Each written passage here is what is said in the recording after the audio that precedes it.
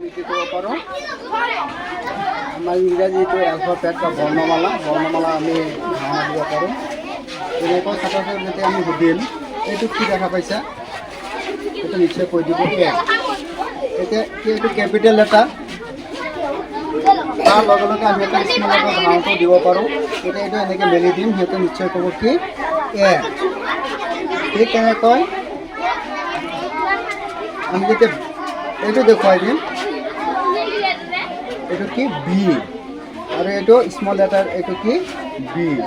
ঠিক তেনেকৈ এই বৰ্ণটোৰ নাম কি, সিহঁতে ক'ব চি। আমি এই পেজটো উল্টাই পেলাই আমি এটা দেখুৱাই দিম এইটো কি স্মল লেটাৰ চি।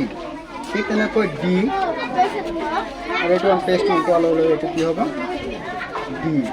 ঠিক তেনেকৈ এইটো ই, এইফালে আমি পেজটো উল্টালে আমি এইটো কি পাওঁ ই পাওঁ। তেনেকৈ এফ, এইটো উল্টালে এনেকৈ এফ পাওঁ।